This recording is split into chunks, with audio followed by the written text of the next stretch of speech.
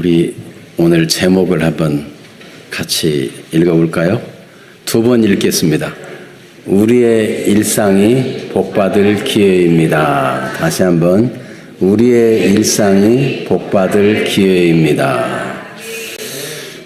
우리 일상 평범한 생활을 살고 있는데 여기서 무슨 복받을 기회가 있단 말인가, 이런 의문점이 생기는 분도 있을 것이고, 우리 일상 속에서 복이 있다고 하니까 기대가 된다, 이런 생각을 가진 사람도 있을 것입니다. 성경은 하나님의 하신 일을 중점으로 기록하고 있어요. 그것을 하나님의 주권적인 표현이라고 말하는데, 세상에는 그렇게 말하지 않죠. 세상에는 복이 굴러 들어왔다. 우리 대문을 열어놨더니 복이 들어왔다라든지, 개문 만복이 들어왔다, 만복내, 이런 식으로 생각을 합니다.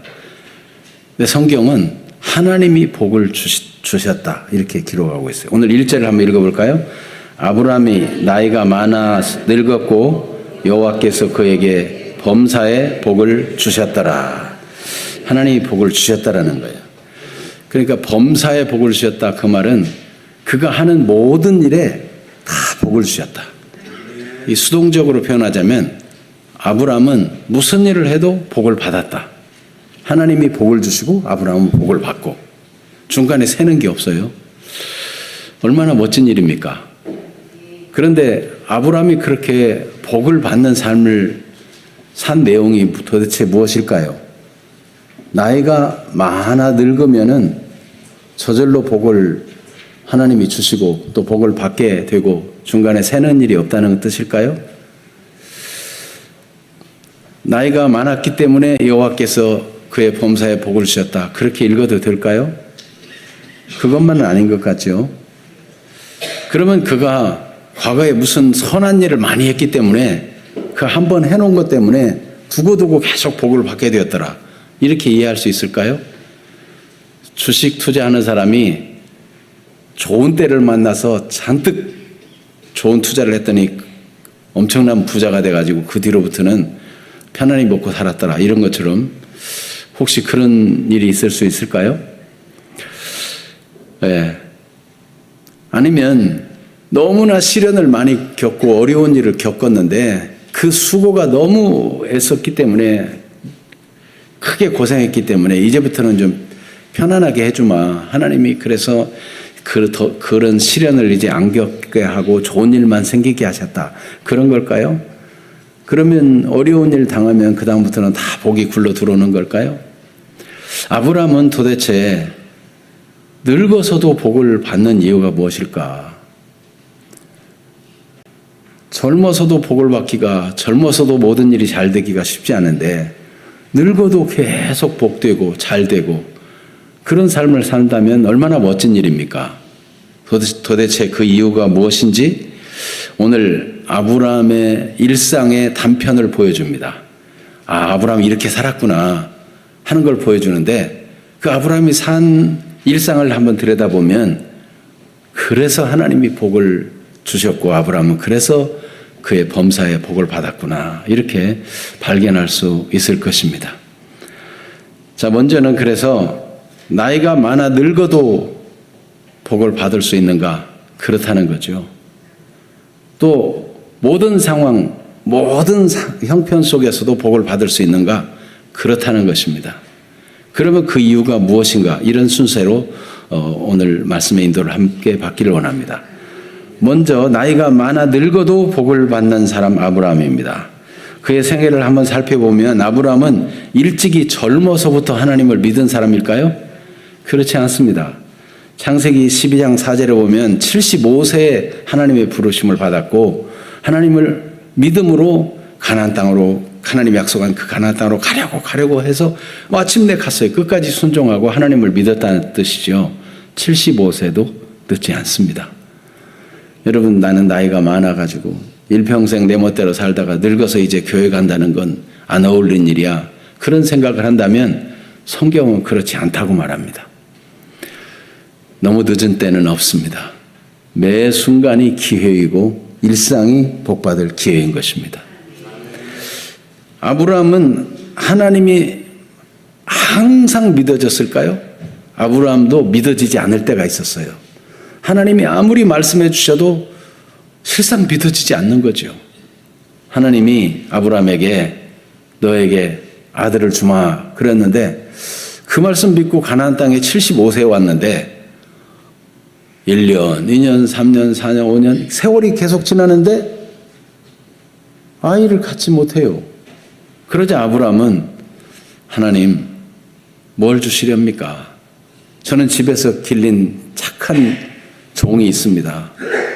집에서 길리운 이 엘리에셀이라는 종, 그를 내 상속자로 삼을 겁니다. 하나님은 분명히 아들을 주시겠다고 하는데 아브라함은 일찍이 포기해버리고 내 집에서 길린 종을 상속자로 삼겠다고 말합니다. 하나님 말씀이 믿어지지 않는 때가 있었던 거죠. 아브라함은 복을 받기엔 너무 늦었다고 생각할 때도 있었어요. 그가 99세가 되었는데 하나님이 아들을 준다고 말씀하신 것은 특별히 그 아내 사라 사이에 아들을 준다고 하는 것은 믿지 못할 일이다. 왜냐하면 아내가 이미 생리가 끊겼고 자기는 더 이상 아들을 낳을 수 없으니 여종에 통해서 낳으라고 말할 정도로 아내 사라의 나이도 89세, 다음 해면 90세. 그러니까 아브라함은 나는 하나님의 복을 받기에는, 자식 복을 얻기에는 때가 너무 늦었습니다. 이런 생각을 하고 하나님 말씀하셔도 피식 웃을 뿐이었어요. 마음에 안 믿어진다는 거죠. 모든 때에 하나님을 다 믿고 모든 때에 복을 받으면 좋으련만 아브라함도 이렇게 안 믿어질 때가 있었다는 것을 성경은 솔직하게 기록하고 있습니다. 그런데 성경은 껑충 띄어서 아브라함은 모든 때에 복을 받은 사람으로 요약적으로 기록하고 있어요. 그것을 로마서 4장 17절에서 22절에 보면 여러분 성경 로마서 4장 17절부터를 한번 보여주겠어요? 찾았나요? 못 찾았나요? 못 찾았어요? 네. 그러면 히브리서 11장 8절에서 11절을 미리 찾아내 보세요. 로마서 4장 17절에서 22절에 보면 하나님께서 너를 많은 민족의 조상으로 세웠다 하신 것 같은데 아브라함이 바랄 수 없는 중에 바라고 믿었으니 이는 내 후손이 이 같으리라 하신 말씀대로 많은 민족의 조상이 되려고 그는 바랄 수 없는 때에도 바라고 믿었다는 겁니다. 그가 100세나 되어서 99세 때도 못 믿어가지고 웃었는데 100세나 되어 자기 몸에 죽은 것 같고 사라의 태가 죽은 것 같음을 알고도 믿음이 약하여지지 아니하고 믿음이 없어 하나님의 약속을 의심하지 않고 도리어 믿음으로 견고하여져서 하나님께 영광을 돌리며 약속하신 그것을 또한 능히 이루실 줄을 확신하였다 그랬어요. 아니 그러면 이렇게 안 믿어지는 순간이 많았고 99세까지도 안 믿어질 때가 있었는데 어떻게 해서 이렇게 100세나 되어서도 믿음이 없어지고 의심하는 게 아니라 오히려 더 믿음이 견고해지고 하나님께 영광 돌리며 약속하신 그대로 반드시 될 거라고 믿고 복을 받게 되었느냐. 그 차이가 무엇인가? 그 사이에 뭔가가 있지 않겠느냐 이거죠. 너무나 큰 간극이에요. 안 믿어지는 순간들인데 그러나 100세가 되어서도 오히려 믿음이 견고해지고 믿어졌다. 도대체 그 비밀이 무엇이냐 하는 것이죠. 두 번째로는 모든 일에 복을 받은 사람인데 아브라함의 실제 생애를 보면 하나님의 말씀이 믿어지지 않는 영역도 있어요. 모든 상황, 모든 형편 속에서, 모든 영역에서 하나님이 다 믿어진 게 아니고 믿어지지 않는 영역이 있었는데 하나님이 약속의 땅 가나안으로 불렀을 때 75세의 일이에요. 가나안 땅으로 가려고 해서 마침내 가나안 땅에 도달했고 하나님이 그를 기뻐하셨어요. 가서 처음 만난 시련이 뭐냐면 그 땅에 기근이 든 겁니다. 아니야. 하나님이 아브라함을 죽이려고 작정하고 가나안 땅 복 준다고 꼬셔가지고 거기서 굶어 죽게 만들려고 하는 겁니까? 그건 아닐 텐데 아브라함은 하나님이 그 땅에 가게 하실 때 반드시 복을 주어서 번성하게 하시고 큰 민족도 이루게 하고 큰 복을 누리고 복의 근원이 될 수 있도록 그렇게 만드실 것을 믿고 갔는데 톡 만난 거는 기근이에요. 아니 먹을 게 없으면 어떻게 생을 유지할 수 있으며 자손을 번성할 수 있겠습니까? 당장 먹을 거 없는 기근을 만났는데 그 땅 그렇게 기근이 자주 찾아오는 땅이라면 차지한 데를 무슨 의미가 있겠어요? 사막 얻어서 거기서 어떻게 번성하고 살겠어요? 아브라함은 믿어지지 않았어요. 그래서 애굽으로 이집트로 가기로 결정했습니다. 지금 여기 기근을 만났으니 하나님이 가라고 했지만 어떻게 여기 살겠느냐? 애굽으로 가자 간 겁니다. 여러분 아브라함은 다른 건 다 믿겠는데 경제적인 영역, 이 물질의 문제, 먹고 사는 문제는 못 믿겠다. 범사에 모든 일에 복을 받아야 될 아브라함이 이 경제적인 영역에서는 못 믿겠다 이렇게 된 거예요. 여러분 우리 신자들이 하나님을 믿고 찬송하고 예배하는 거 좋아하지만 결정적으로 교회에서 11조 내라 그러면 나는 아직 11조 낼 형편이 안 된다. 내가 다른 거 하나님이 다스린다는 거 다 인정하지만 내 물질을 하나님 앞에 10분의 1 내라는 거 나는 아직 그거는 인정하지 못하겠다. 그 영역에는 내가 하나님을 인정하지 못하겠다. 이런 생각을 가질 수 있어요. 또 더 가까이는 우리 일상 삶 속에서 하나님이 뭔가 남을 동정하고 싶은 마음이 일어나게 하고 뭔가 이렇게 베풀고 싶은 마음이 일어나게 하는데도 그러면 내 돈이 아깝잖아. 이래가지고 정말 어려운 사람을 베풀고 도와야 될 때 움켜주는 그런 경우는 그게 하나님을 인정하지 못하는 거거든요. 하나님이 눈앞에 보이게 하고 만나게 하고 그래 동정하고 사랑을 베풀라고 보여주지만 내 돈이 아까워. 나도 가난해. 나도 힘들어. 이런 생각으로 마음을 막아버리는 것은 그 영역에서 하나님을 인정하지 못하는 것입니다. 여러분 교회 와서는 하나님을 인정하지만 직장에서는 하나님을 인정하기 어려운 분이 계시지 않습니까? 아브라함도 그랬어요. 여러분을 탓하고자 하는 것이 아니고 아브라함도 모든 영역에서 하나님을 다 인정하고 모든 상황 속에서 하나님을 인정하고 그렇게 하지 못하고 기근을 만나니까 아브라함도 별 수 없더라는 거예요. 그렇게 애굽으로 가서 당한 것이 큰 어려움에 아내를 빼앗길 뻔했잖아요. 수모를 당할 뻔했어요. 여러분 아브라함은 모든 일에 나타나는 하나님의 섭리에 대해서 알지 못하기 때문에 고민할 때 있었어요. 자, 하나님이 범사에 복을 주셨다라는 말은 모든 범사, 모든 상황, 모든 일에 하나님이 다스리고 계시고 하나님이 섭리하고 계시고 우리 지난주 말씀 받은 대로 아내가 죽어서 묘지 하나 사는 것에도 하나님의 섭리가 있다는 거죠. 그게 축복의 도화선이 될 것이 얼마나 놀라운 일입니까? 모든 일을 다 관여하시고 온 우주 만물을 지으신 하나님이 지금도 세상 모든 역사를 다스리고 계시고 그의 손길 미치지 아니한 곳 없는 것입니다. 그런데 아브라함은 모든 형편에서 모든 상황에서 믿었는가? 그렇지 못했어요. 그래서 하나님께서 아브라함의 아내 사라가 90세, 아브라함의 100세 아들을 낳게 해주셨어요. 얼마나 감사한 일입니까? 그래서 아이를 키우는데 이전에 여종을 통해서 낳은 아이 이스마엘이 이삭을 조롱하는 겁니다. 아내 사라가 볼 때 견딜 수 없어요. 그래서 그 여종과 그 아들을 내쫓으라. 그는 내 아들과 함께 기업을 얻지 못할 것이다. 하나님께서 이삭하고 언약을 맺겠다고 말씀하시고 진정 기업을 이을 자는 이삭이라고 하나님이 이미 정한 바가 있어요. 하나님의 뜻이 분명해요. 그런데 그걸 미적미적 그렇게 결단하지 못하고 있다가 결국은 이 유업을 이을 아들, 하나님 약속하신 아들, 100세 낳은 아들을 조롱하고 급기야 도발하는 일이 생기니까 참다 못해서 사라가 말한 겁니다.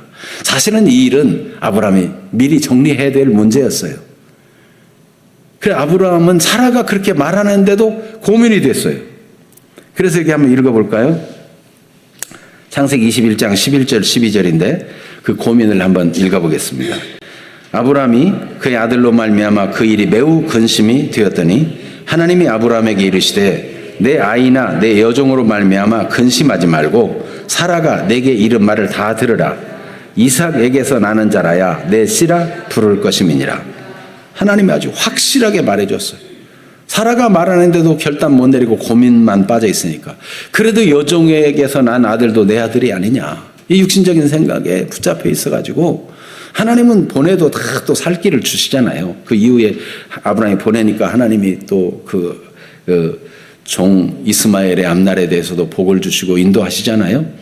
그런데 당장 눈앞에 현실에서 결단하지 못하고 있었어요. 그러니까 아브라함, 다시 말하면 무슨 말이냐면 아브라함은 모든 일 속에 나타난 하나님의 섭리를 믿지 못하고 있었다는 거죠.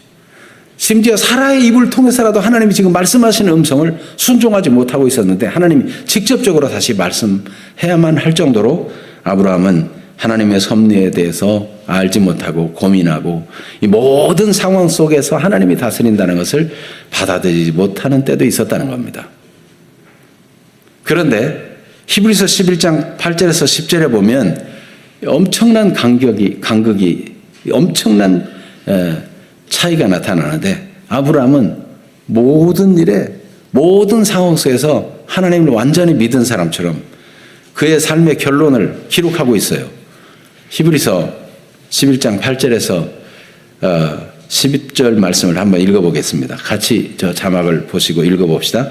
믿음으로 아브라함은 부르심을 받았을 때 순종하여 장래의 유업으로 받을 땅에 나아갈새 갈 바를 알지 못하고 나갔으며 믿음으로 그가 이방의 땅에 있는 것 같이 약속의 땅에 거류하여 동일한 약속을 유업으로 함께 받은 이삭 및 야곱과 더불어 장막에 거하였으니 이는 그가 하나님이 계획하시고 지으실 터가 있는 성을 받았습니다. 아멘.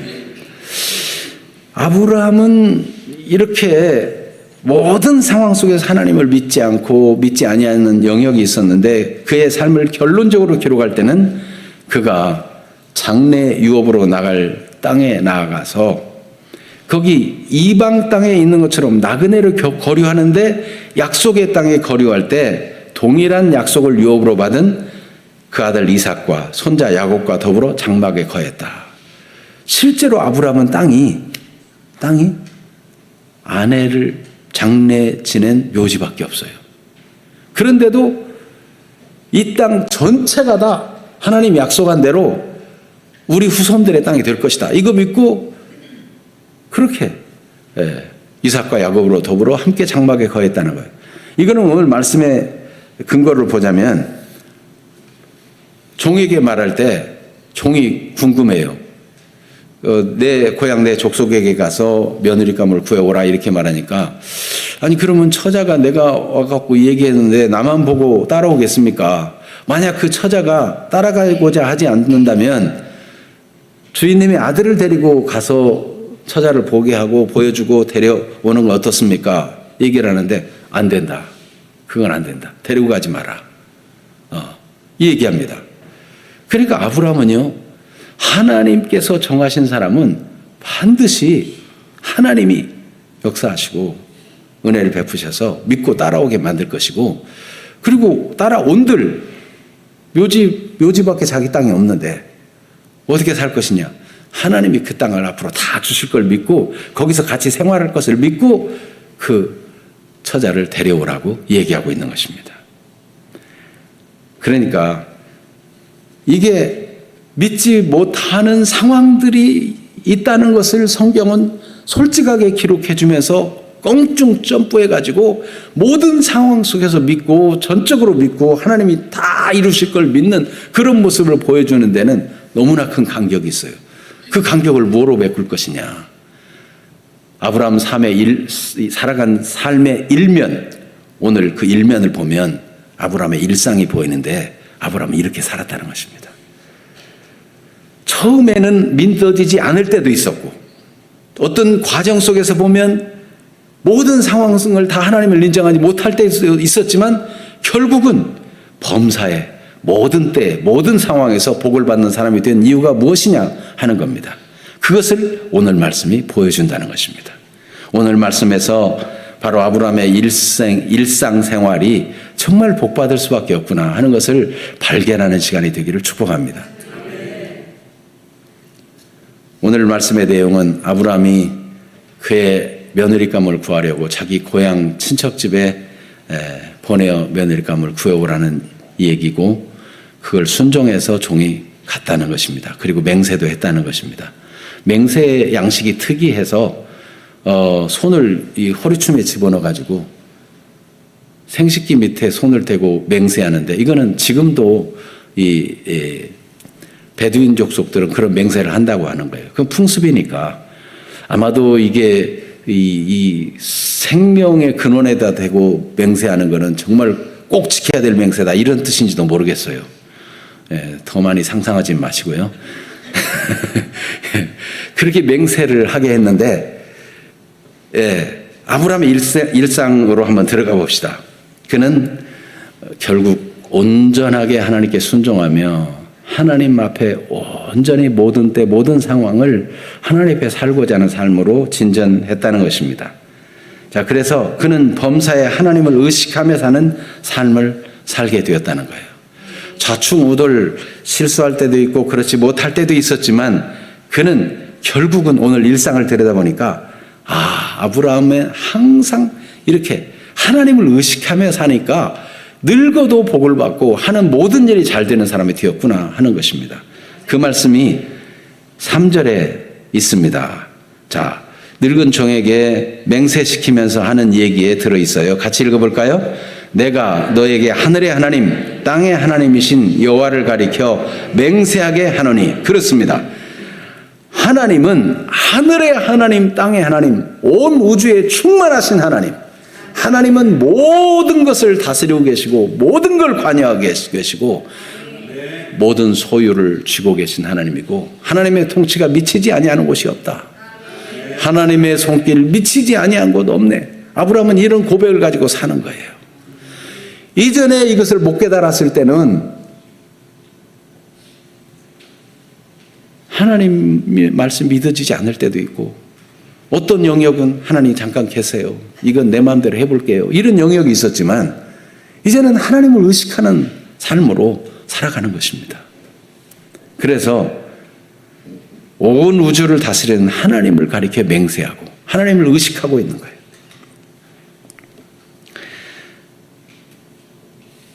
예수님께서도 이렇게 하나님을 의식하는 삶을 살았습니다. 요한복음 5장 17절에 보면 예수께서 그들에게 이르시되 내 아버지께서 이제까지 일하시니 나도 일한다. 사람들은 예수님께 시비를 걸었어요. 왜 안식일에 병을 고치느냐. 그런데 아버지께서 안식일에 한편 손 마른 사람을 내 앞에 갖다 놓으시고 눈에 띄게 하시고 마음이 가게 하셨는데 내가 이 사람을 어찌 고치지 않겠느냐.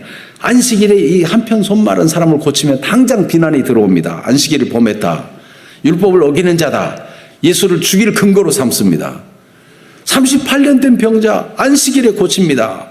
그는 절망 속에서 혹시나 누가 나를 넣어줄 사람이 있을까. 그 베데스다 연못가에 먼저 물이 통할 때 들어가면 혹병이 고침받을까 하는 기대로 와 있지만, 그는 너무 몸이 약해져서 근육이 다 빠지고 기어 들어갈 수가 없어요. 그런데도 늘 거기다 데려다 달라는 거예요. 여러분, 희망이 없는데도 그 베데스다 연못가에 앉아 있는 거죠. 정작 물이 동할 때도 들어갈 수도 없는데도. 여러분, 오늘도 이렇게 안타까운 인생을 사는 사람들이 있습니다. 아무 희망도 없지만 막연한 기대를 가지고 살아가는 인생들이 많아요. 예수님은 그들에게도 희망이 되어주시는 분이십니다. 안식일에 병을 고치면 당장 문제를 삼을 걸 알면서도 예수님은 38년 된 병자를 고쳐주셨습니다. 중풍병으로 삶의 질이 다 떨어지고 사는 게 아닌 그런 인생을 사는 사람을 친구들 4명이 데리고 와가지고 예수님 앞에 예수님을 뵙게 하고 싶었는데 사람들이 집에 가득 차가지고 몸 비빌 곳이 없어요. 틈을 낼 수가 없어요. 생각하다가 친구들이 그 지붕에 올라가서 지붕을 걷어내고 구멍을 뚫고 그 예수님 앞으로 그 환자를 달아내렸어요. 예수님은 이걸 어떻게 봤느냐? 하나님이 저 죄 때문에 중풍병 걸리고 고난당하는 저 가련한 인간을 고쳐주거라. 그리고 네가 죄사함을 주기 위해서 이 땅에 왔다는 것을, 죄사하는 권세가 있다는 것을 알릴 기회가 아니냐. 하나님이 지금 그 기회를 다 주고 계시는데, 예수님이 만약 내 죄사함을 받았느니라 그러면 당장 신성모독이다. 감히 누구가 내 죄사한다고 하느냐. 이런 비난이 올 게 뻔해요. 그런데 하나님이 지금 일하고 계시는데 내가 어찌 일하지 않을 수 있겠느냐. 예수님은 중풍병자에게 내 죄사함을 받았느니라. 당장 득달같이 사람들이 욕하고 웅성거리고, 예수님은 그 병을 고쳐주심으로 예수님의 말이 헛된 말이 아닌 것을 나타내 주셨어요. 여러분, 범사에 예수님은 하나님을 의식했습니다. 여러분, 우리가 범사에 복받는 삶이란 사람들의 비난이 무서워서 안 믿는 것처럼 하고, 직장에서도 자신의 믿는 걸 나타내지 못하고 믿음의 표현도 못하고 그렇게 살 것인가? 하나님이 만나게 해주신 사람에게 그가 지금 복음이 없어서 죽어가고 있는데, 그 인생의 불행이 하나님을 만나지 못한 불행인데, 그건 내가 보여지고 깨달아지는데, 내가 예수 믿으라고 말했다가 혹 수모를 당하는 거 아니야? 반감을 얻는 거 아니야? 그래서 말 못하고 있다면 하나님을 의식하지 못하는 것이 아닙니까? 여러분, 하나님은 우리에게 우리 만나는 일상을 통해서 복 주시길 원합니다. 하나님이 우리 일상에 만나는 모든 것이 복 주실 기회인 것입니다. 예수님은 그렇게 해서 모욕을 당하고 어려움을 당하고 힘든 일을 경험하지만 하나님이 하신 일을 다 이뤄냈고, 하나님은 예수님을 모든 이름에 뛰어난 이름, 가장 존귀한 자로 높이시고 하나님 보좌 우편에 앉히셨어요. 하나님은 우리의 일상을 다 보고 계십니다. 아브라함이 늙어가지고 저절로 복이 굴러 들어온 게 아니고, 늙으면 복이 오는 것이 아니고, 그의 일상의 단편을 보니까 하나님을 의식하고 하나님을 인정하며 살았다는 것입니다. 예수 그리스도를 믿고 따르는 우리도 항상 하나님을 의식하며 사는 그런 복된 인생이 되기를 축복합니다. 그는 범사에 하나님의 약속을 근거로 생각을 했어요. 여러분, 생각에 온갖 잡념들, 쓸데없는 기와집을 지었다, 허물었다, 허망한 생각들을 할 때가 많잖아요. 그러나 아브라함은 범사에 하나님의 약속에 근거를 두고 생각을 한 것입니다.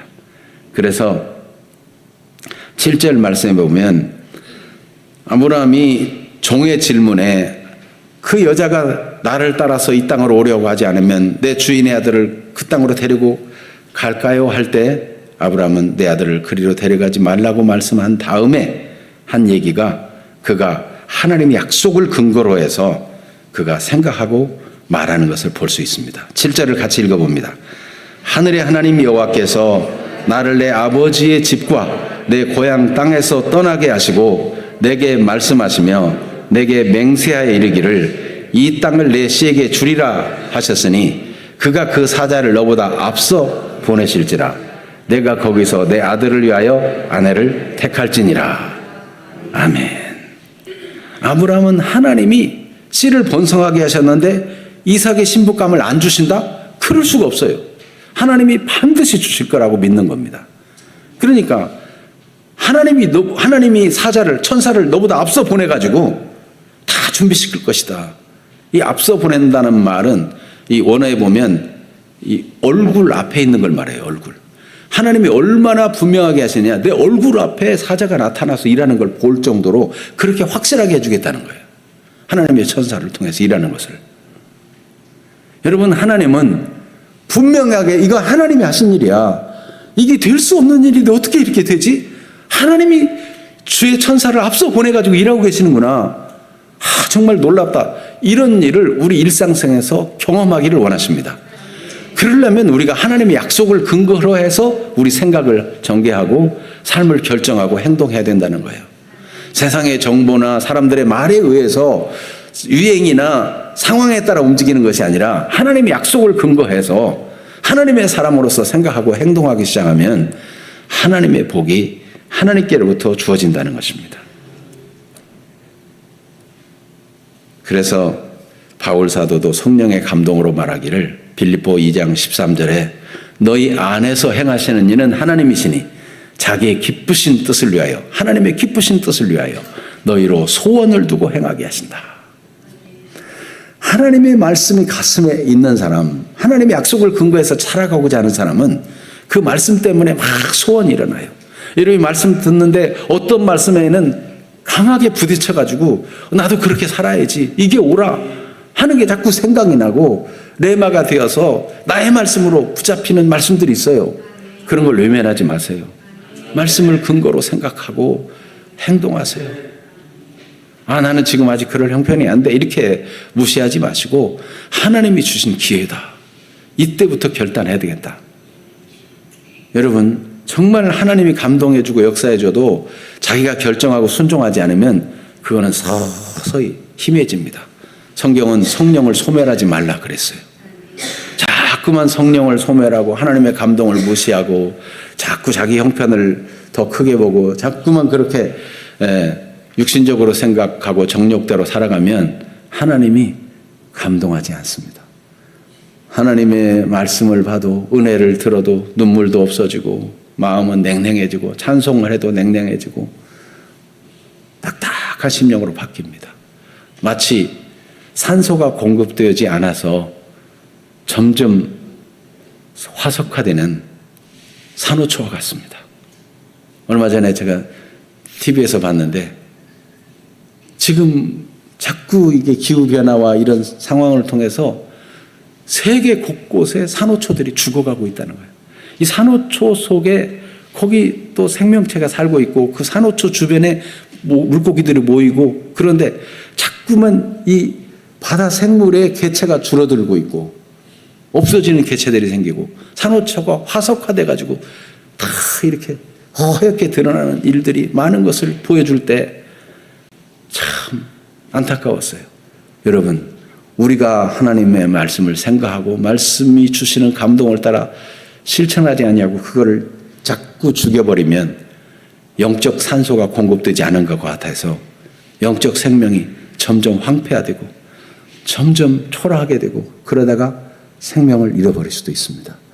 주님 주신 영원한 생명, 날마다 현재적으로 간직하고 날마다 주님이 양으로 생명을 얻게 하고 더 풍성히 얻게 하려고 말씀을 주시고 약속을 주셨는데 말씀을 사모하는 분들 되기를 바랍니다. 성경을 꾸준히 읽고 말씀을 암송해서 간직하고 여러분 말씀을 내 것으로 삼고 놓치지 않는 그런 분들이 되기를 바랍니다.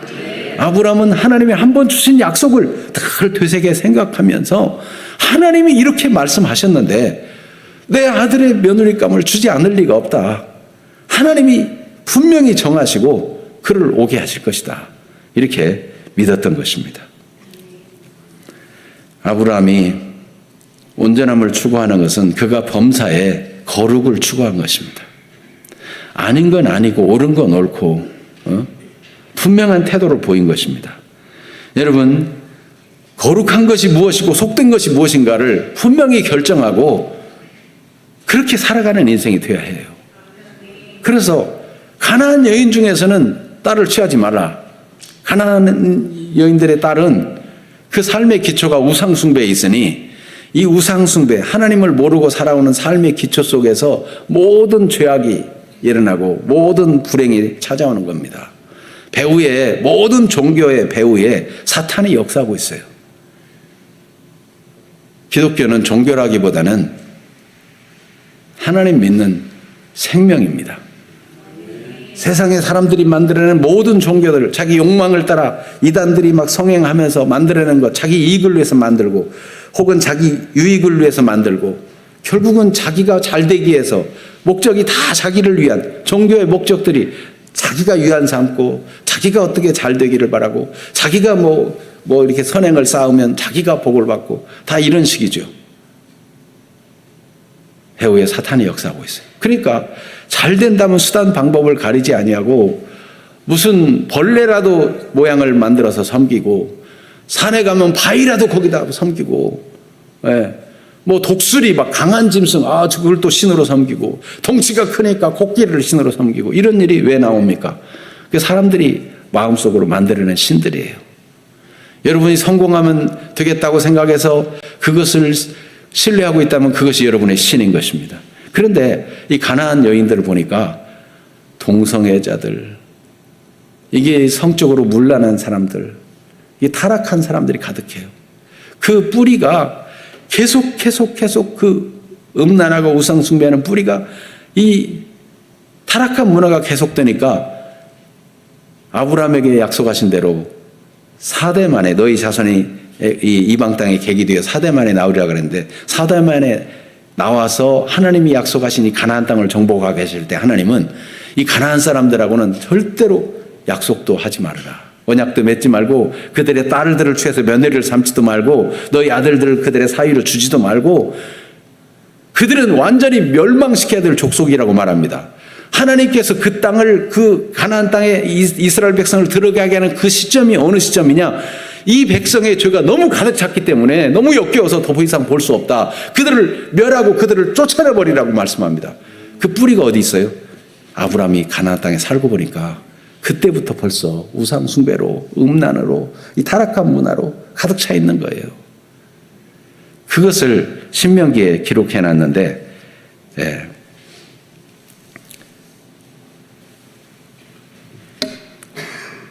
신명기 7장 3절에서 5절 말씀이 찾아져 있습니까?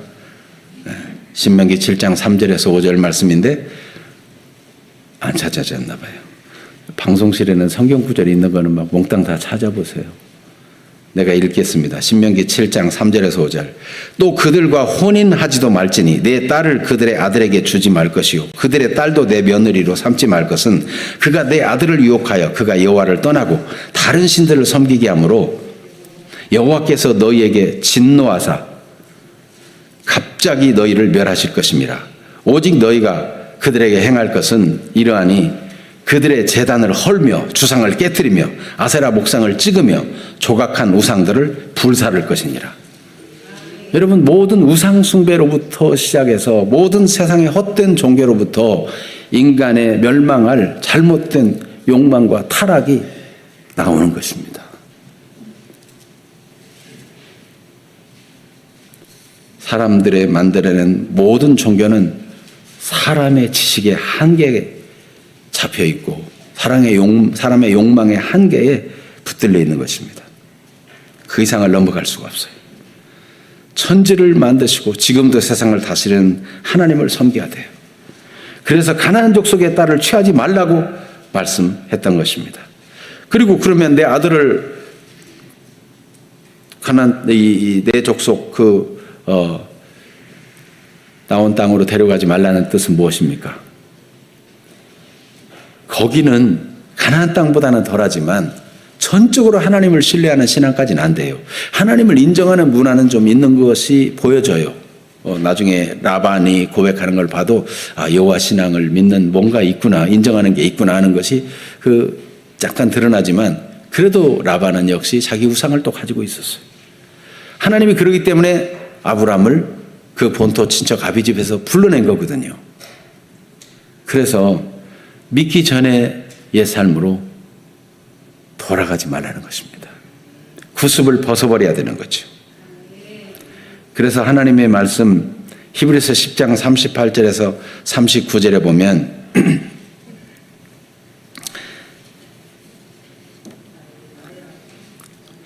같이 읽습니다. 같이 봅니다. 나의 의인은 믿음으로 말미암아 살리라. 또한 뒤로 물러가면 내 마음이 그를 기뻐하지 아니하리라 하셨느니라.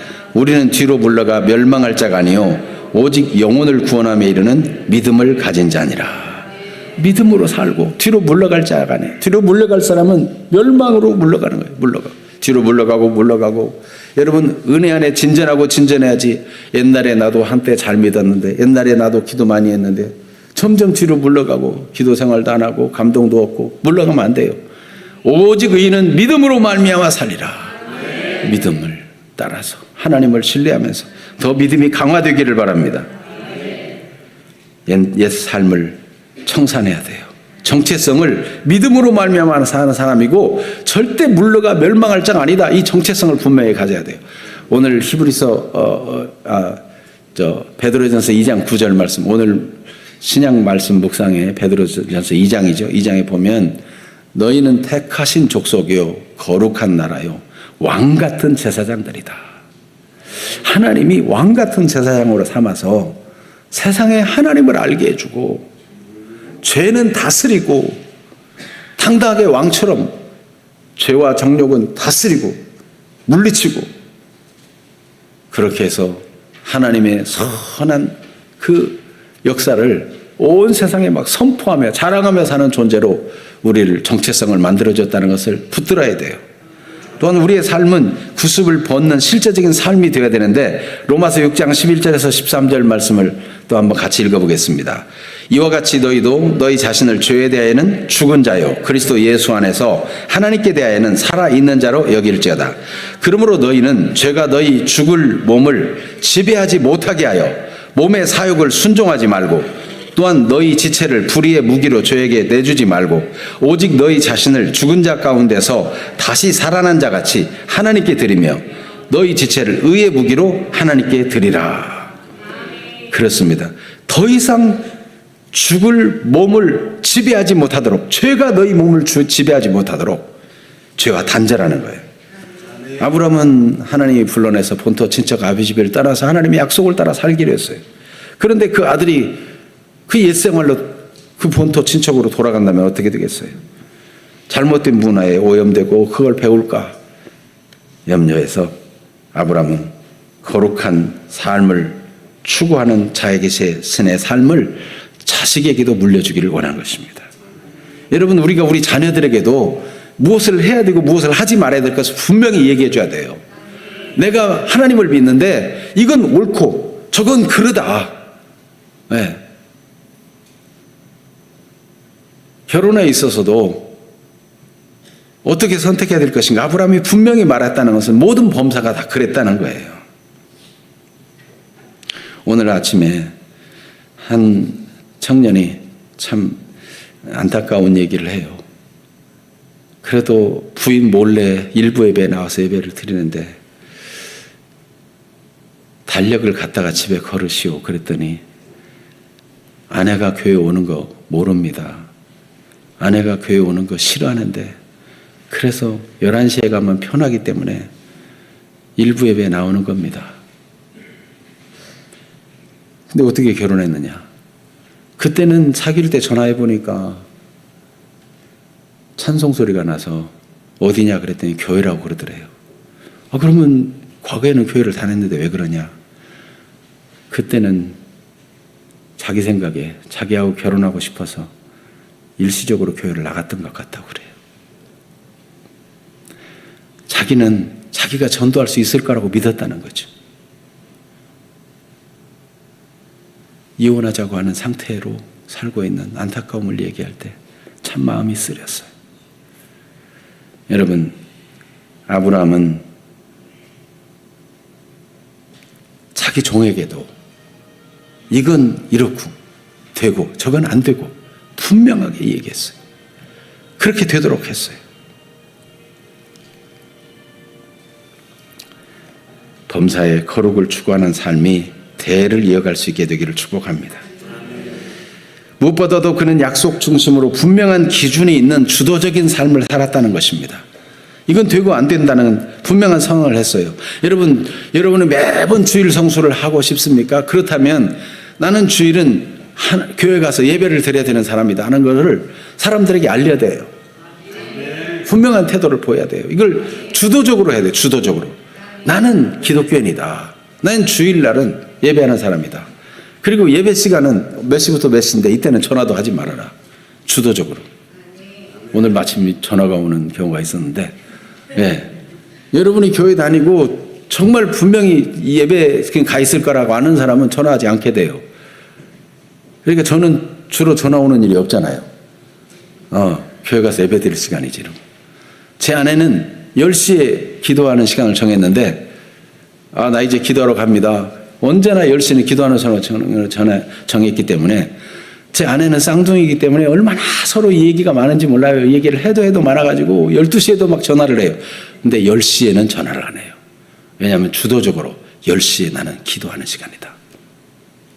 여러분, 이제 우리가 12월 첫 주 작정반 기도회를 합니다. 그러면 이때 12월 4일부터 4, 5, 6은 내가 작정반 기도회에서 기도하는 시간이다. 8시부터는 나는 가서 기도해야 된다.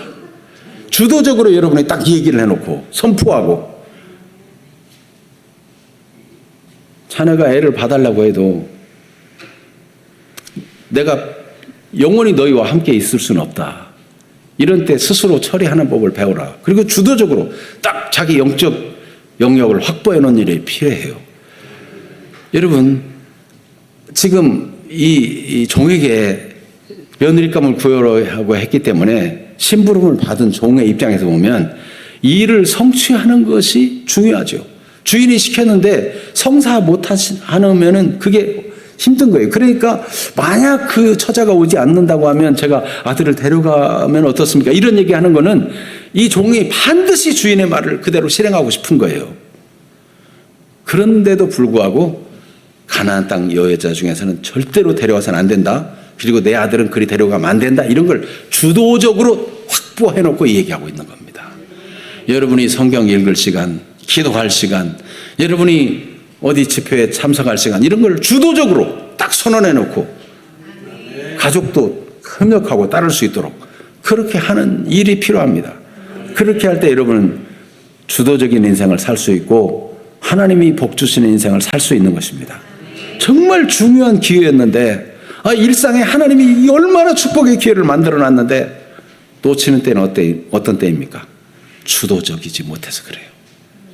끌려가잖아요. 배후에 사탄이 역사해요. 자꾸 일을 만들어내요. 끌려가요. 주일 성수 나 꼭 하는 신앙생활을 하고 싶었어. 그런데 자꾸 일이 생기고, 여러분이 주도적으로 선언해놓고 분명히 하지 않으면 자꾸 파고듭니다. 이번엔 이런 사정, 어떤 때는 저런 사정. 무너지는 거예요, 인생이. 아브라함이 복받은 이유는 이렇게 영적 주도권을 잡고 하나님 앞에 살아갔다는 것입니다. 그래서 그는 늙어서도 계속 복받는 사람이 되었어요. 이 늙었다는 게 뭡니까? 저도 나이가 얼마 먹지 않았지만 옛날에는 20kg 쌀 막 메고 다니는 거 별로 불편하지 않았어요. 근데 그 이제 쌀 20kg 움직이려면 힘드니까 이제 구름마 같은 데 실어가지고 움직이려고 그러고. 달라졌어요. 여러분, 지금 종이, 아브라함이 며느리감, 자기가 이 중요한 일을 자기가 직접 가서 할 수 있는데 종을 시키잖아요. 그 먼 길 가는 게 힘들어요. 그러니까 이제는 늙어가지고, 늙는다는 거는 할 수 있는 일이 줄어든다는 얘기고 못할 일도 생긴다는 얘기인데, 그런데도 계속 범사에 복을 받는 비결이 뭐냐? 영적 주도권을 갖는 거예요. 그래서 내 자녀들도 그렇게 그 믿음을 지키고 살게 만들고, 내 관계된 모든 사람도 그렇게 인정하며 살도록 만들면 나는 이불로 일만 갖고도 복을 받는 일을 만들어갈 수 있는 거죠. 여러분, 점점 누구나 다 나이가 들어갑니다. 내가 힘이 있을 때는 막 할 수 있지만 영적 주도권을 놓치면 어떻게 되는 줄 아십니까? 솔로몬처럼 됩니다. 솔로몬이 건강하고 힘이 있을 때는 정략 결혼을 하고 수많은 처첩을 거느렸어요. 그래도 다 솔로몬이 다 주장하고 했어요. 솔로몬이 나이가 늙자 데려온 여인들이 하나씩 둘씩 우상을 세우기 시작해서 성전 마당까지 세우기 시작했어요. 이 솔로몬이 주도권을 놓치니까 우상 숭배를 편만하게 하는 사람이 되고 말았어요. 여러분, 더 늦기 전에 영적 주도권을 분명히 하는 사람들이 되기를 축복합니다. 그래서 여러분이 아무리 늙어도, 이제 거동하기 어려워도 계속 여러분이 한번 말하면 그 말한 대로 되어지고, 생각하고 기도하는 일이 막 이루어지고, 범사에 복받는 일이 계속될 걸 지금 한번 상상해 보세요. 그렇게 하나님은 여러분을 복 주기를 원합니다. 나 늙어서 아무것도 못해. 나 병원에 앉아 있어. 그래도 나에 관련한 일들이 다 복되게 자꾸 전개돼요. 얼마나 멋진 일이에요. 하나님은 우리에게 그렇게 복 주기를 원하세요. 영적 주도권을 가지셔야 돼요. 하나님을 의식하며 살아야 돼요. 여러분, 범사에 하나님 앞에 거룩하게 살고자 하는 삶의 훈련을 끊임없이 해야 돼요. 이거 하루아침에 되는 일이 아니에요. 이제 살펴본 대로 아브라함도 젊어서부터 하나님 믿은 것도 아니고, 모든 영역에서 다 하나님 인정하지 못할 때도 있었고, 모든 때에 다 하나님이 믿어지지 않는 때도 있었잖아요. 그런데 이런 일상을 보면 그렇게 점점점 온전함을 추구하며 나아갔다는 것입니다. 온전함은 교회 다음을 위한 하나님의 부르심인 것입니다. 그래서 예수님도 마태복음 5장 37절에 오직 너희 말은 옳다 옳다 아니라 아니라 하라 이에서 지나는 것은 악으로부터 나느니라고 말씀했어요. 옳은 것은 옳다 아닌 건 아니라 분명한 태도를 보인 거예요. 그것 때문에 예수님 박해도 받고 미움도 받고 결국은 죽임을 당하게 된다 할지라도 그가 그렇게 분명한 자세를 보이니까 하나님의 뜻을 성취하고 우리가 구원받을 수 있게 된 것입니다. 자신의 유불리를 따라 상황을 따라 움직인 것이 아니라 죽더라도 하나님의 뜻이 이루어지도록 하나님의 언약을 기억하며 살았던 거예요. 영적 주도권을 확보하고 놓치지 않았던 거예요. 그러니까 십자가까지 지시고 십자가로 승리하셔서 얼마든지 그를 믿는 자는 구원받는 구원의 길이 되어 주신 것입니다. 그러므로 여러분 우리가 삶을 살아갈 때 어떤 일을 이루려고 하는 목적에 취해서 하나님의 약속을 놓치거나 거룩을 저버리지 말고 하나님과의 관계를 소중히 여겨야 돼요. 여러분 졸부는 한 번 속였어라도 한탕 해서 부자 되면 될 거라고 생각합니다. 그렇게 해서 졸부되는 사람이 부자 되는 사람도 있어요. 그러나 크게 기업을 하고 크게 잘 되는 사람은요 신용이 중요한 걸 알아요. 신용을 잃으면 모든 걸 잃는다. 정직이 최상의 정책이다. 사람들과의 관계를 소중히 여겨요. 여러분 돈 많은 부자 큰 기업가 정말 영향력 있는 정치인들 훌륭한 사람도 다 정직하고 신용 있는 삶이 중요한 걸 알아요. 그러나 얄팍하게 거짓말해서 임경변으로 화려한 말로 사람들을 속이고 거짓말하고 일시적으로는 속을 수 있지만 역사가 증명합니다. 여러분 투표할 때 그런 거짓말쟁이들에게 속아서도 안 되겠지만은 여러분 우리 자신의 삶도 이렇게 신실한 삶으로 신용 있는 삶으로 서로의 관계에 있어서 소중히 관계를 소중히 여기는 그런 삶으로 살아야 돼요. 여러분 어떤 사람은 같이 교회를 다니면서 다시 안 볼 사람처럼 막 함부로 말하는 사람도 있는데 절대로 그러면 안 돼요. 우리는 천국까지 같이 갈 사람인데 네? 서로를 조심스럽게 소중히 여기고 관계를 소중히 여기며 친절하게 대하고 따뜻한 말로 위로하고 사랑하고 격려하는 그런 공동체가 되는 것이 마땅해요. 삶의 목적이 일의 성취가 아니라 하나님과의 관계, 사람과의 관계, 이 소중히 여겨야 돼요. 하나님을 신뢰하는 삶인 것입니다. 하나님을 믿고 의지하기 때문에 신실하게 살아가는 삶을 사는 그 자체가 모든 일상에 하나님이 가져다 준 일상 속에 섭리로 만나게 해주는 사람 속에 복이 있어요. 거기 다 기회가 있어요. 그게 다 숨겨 있는 건데 하나님이 다 복 주려고 모아준 사람을 자기가 막 발로 걷어차고 함부로 말하고 다 뿌리치고 이러면 뭐가 남겠어요? 여러분 우리 일상은 하나님이 지금 복을 주시려고 섭리하고 기회로 모아주고 계십니다.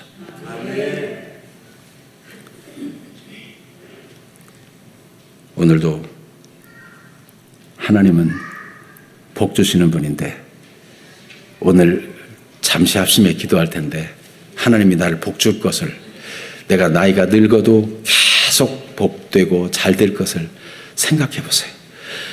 이래서 이 자식은 이렇게 해서 잘 되고 저 자식은 저렇게 잘 되고 내가 기도했던 제목은 또 이렇게 이루어지고 내가 소원했던 거 생각만 했는데도 하나님이 이렇게 응답하시고 범사에 복을 주셨다. 이게 간증하고 얘들아 죽음에서도 유언을 하나님을 신뢰하며 하나님 의지하며 살아라. 내게 주신 복을 너희가 다 보았지 않느냐. 이렇게 유언하고 떠날 걸 생각해 보세요. 이게 얼마나 복된 일입니까? 하나님은 그렇게 해주기를 원합니다. 그래서 오늘 말씀 이게 우연한 말씀이 아니에요. 여러분 오늘 와서 하나님의 감동으로 지금 12시 넘게까지 막 설교하는 거는 이게 제정신이 아니라서 그런 게 아니고 하나님이 의도적으로 이 복을 주시려고 하시는 것을 믿고 이 시간 기도하십시다. 다 같이 기도합니다. 일상이 복받을 기회인데 하나님 말씀대로 살기 원합니다. 믿음의 고백을